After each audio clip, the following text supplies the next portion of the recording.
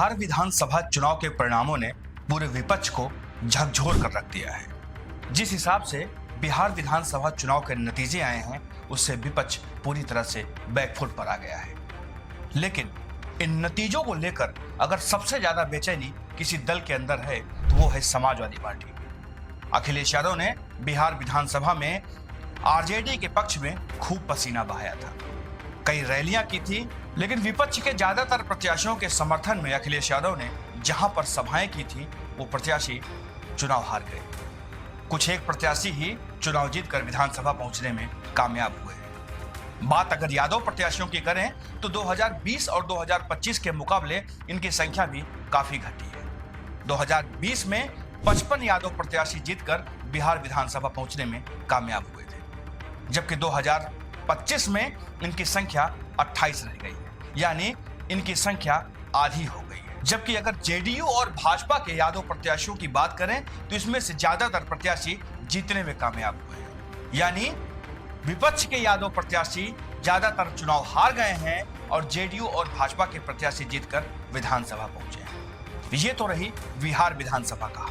लेकिन बात उत्तर प्रदेश की करते हैं। बिहार विधानसभा के चुनाव के नतीजे समाजवादी पार्टी के लिए काफी परेशान करने वाले हैं। जब से बिहार विधानसभा चुनाव का रिजल्ट आया है, समाजवादी पार्टी बेचैन दिखाई दे रही है। अब उन्हें 2027 में उत्तर प्रदेश में होने वाले विधानसभा चुनाव की आहट भी सुनाई पड़ने लगी। समाजवादी पार्टी 2027 में उत्तर प्रदेश में होने वाले विधानसभा चुनाव के लिए भी नई रणनीति तैयार करने में जुटी हुई है। समाजवादी पार्टी के थिंक टैंक का मानना है कि अगर भारतीय जनता पार्टी ने बिहार विधानसभा चुनाव की तरह महिलाओं को 5 और 10 हजार रुपए देने का वायदा कर लिया तो उत्तर प्रदेश का चुनाव भी पलट सकता है, क्योंकि बिहार विधानसभा चुनाव में महिलाओं ने एकजुट होकर एनडीए समर्थित उम्मीदवारों को जमकर वोट किया था और उन्हें जिताकर विधानसभा पहुंचाया था। अब बात समाजवादी पार्टी की करते हैं तो समाजवादी पार्टी अब नई स्ट्रेटजी बनाने में लगी हुई है। उत्तर प्रदेश में समाजवादी पार्टी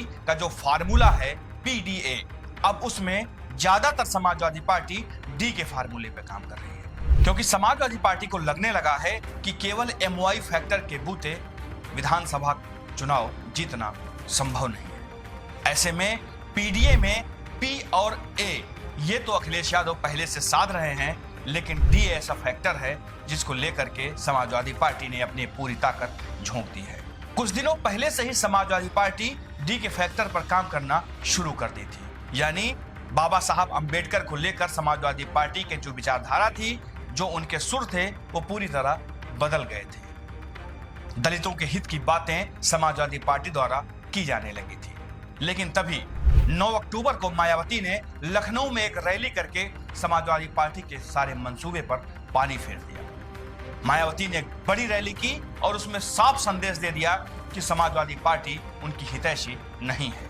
आज भी दलित अपना सबसे बड़ा नेता मायावती को ही मानते हैं, लेकिन कुछ दिनों से मायावती राजनीतिक हाशिए पर थी, जिसकी वजह से दलितों में छिटकाव हो रहा था, कुछ समाजवादी पार्टी के पक्ष में तो कुछ भारतीय जनता पार्टी के पक्ष में। लेकिन जैसे ही मायावती ने लखनऊ में ये बड़ी रैली की, फिर से दलित एकजुट होकर बहुजन समाज पार्टी के साथ हुंकार भरने में लगे हुए हैं। ऐसे में अखिलेश यादव को अब ये समझ आ गया है कि बिना दलितों के उत्तर प्रदेश में मुख्यमंत्री की कुर्सी आसान नहीं है। समाजवादी पार्टी के सूत्रों की माने तो अखिलेश यादव ने साफ तौर पर मना कर दिया है कि उनका कोई भी प्रवक्ता मीडिया पर मायावती या बहुजन समाज पार्टी के पक्ष में कुछ नहीं बोलेगा, क्योंकि अखिलेश यादव को यह डर सताने लगा है कि मायावती के खिलाफ अगर उनके प्रवक्ताओं ने कुछ बोला तो इससे दलित वोटर और ज्यादा नाराज हो सकते हैं। ऐसे में जो कुछ परसेंट दलित वोटर 2027 में उनकी ओर आने के आसार भी हैं, वो भी पूरी तरह से खत्म हो जाएंगे। ऐसे में अखिलेश यादव को 2027 में बड़ा झटका लग सकता है। उत्तर प्रदेश की मौजूदा विधानसभा की बात करें तो 20 यादव विधायक इस समय विधानसभा में, जिसमें 18 समाजवादी पार्टी के और 2 भारतीय जनता पार्टी के। जबकि 2017 विधानसभा की बात करें तो इनकी संख्या 16 थी, जिसमें 10 समाजवादी पार्टी के और 6 भारतीय जनता पार्टी के यादव विधायक थे।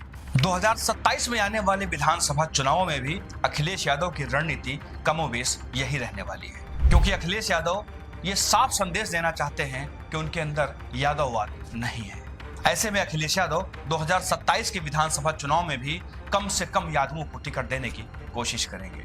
अखिलेश यादव दलित वोट बैंक साधने के लिए लगातार दलितों के पक्ष में बोल रहे हैं, लेकिन मायावती की रैली ने अखिलेश यादव के इस मंसूबे पर पानी जरूर फेर दिया है। अखिलेश यादव भले ही अपने प्रवक्ताओं को साफ तौर पर यह मना कर रहे हों कि उन्हें मायावती के खिलाफ कुछ नहीं बोलना है, उल्टे मायावती अखिलेश यादव और समाजवादी पार्टी के खिलाफ बोलने का एक भी मौका नहीं चूक रही है। 9 अक्टूबर की रैली से अब तक मायावती के कई ऐसे बयान आ चुके हैं जिसमें उन्होंने सीधे तौर पर समाजवादी पार्टी और उसके मुखिया पर हमला बोला है।